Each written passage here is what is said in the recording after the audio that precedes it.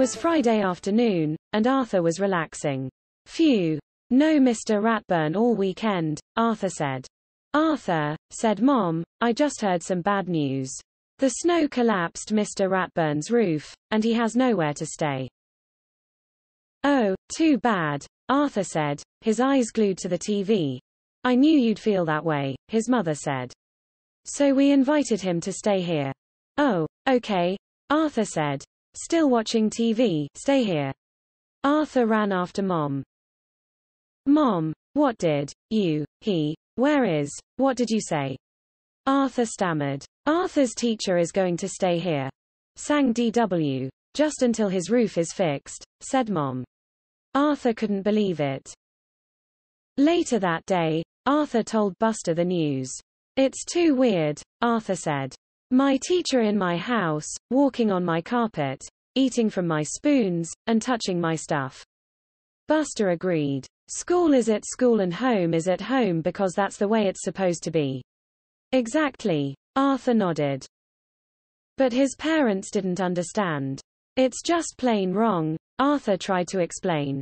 It goes against nature. The poor man has nowhere else to go, said Dad.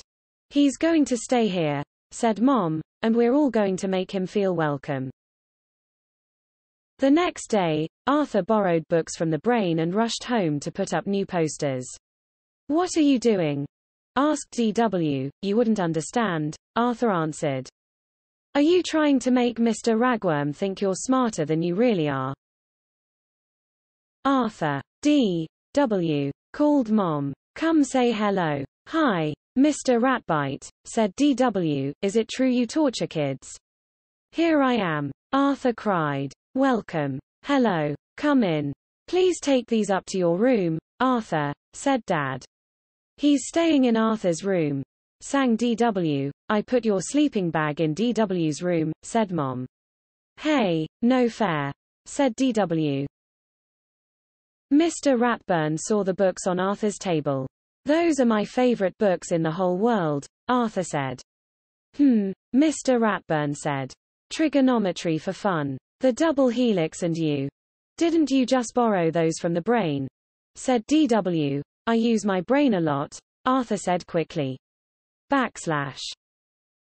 Mr. Ropeburns, said DW, look what's under here. Arthur quickly leaned against the poster. I think I smell Dad making a cake, he said. Cake, said DW. She ran out the door. Cake, said Mr. Ratburn. He ran out, too. Arthur sank onto his bed, relieved. Later, Arthur was watching One He Bionic Bunny show. But when Mr. Ratburn came into the room, Arthur quickly changed the channel. You look different, Arthur said. I don't always dress for school, said Mr. Ratburn. Mr. Kainia, sire-law. You were ruo kiuwau in school when the roof fell in. It was the roof to my home, said Mr. Ratburn. D.W. looked confused. Teachers don't live at school, Mr. Ratburn explained. We have houses just like you do. Oh, said DW, the world was so simple until now. Would you like to watch one of my videos? Mr. Ratburn asked Arthur. Of course, said Arthur. I love educational videos. A cartoon kangaroo appeared on the screen. Spooky Pooh, Arthur said. One of my favorites, said Mr. Ratburn. After Spooky Pooh, Mr. Ratburn covered Arthur's history book with a handkerchief and waved his hand over it. When he pulled the handkerchief away, the book was gone. Shazam! No homework tonight. Wow, said Arthur. Can you teach me that? Sure, Mr. Ratburn said.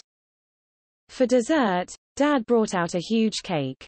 I like it when Mr. Ragburp stays with us, said DW.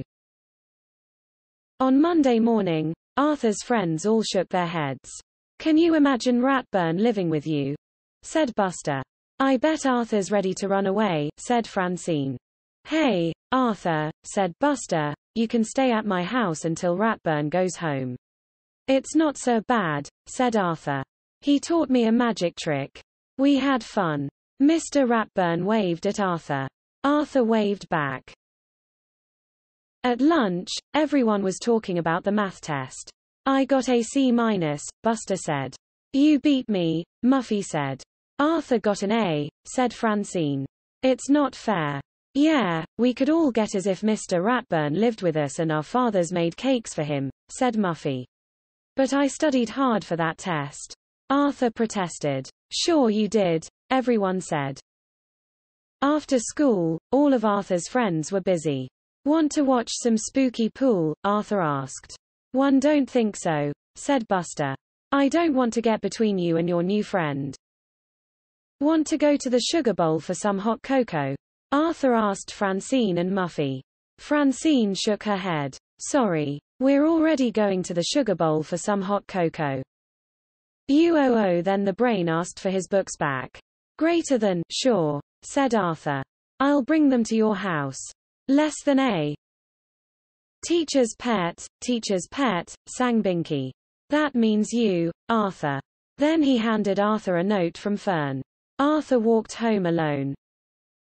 Pal was at the door to greet him. It's great to get home, said Arthur, and forget all about school. Mr. Ratburn was at the kitchen table, eating cake. Oh, said Arthur. Hi. He quickly left the room. Later, Arthur showed Fern's drawing to his parents and Mr. Ratburn. And Binky called me a teacher's pet, Arthur said.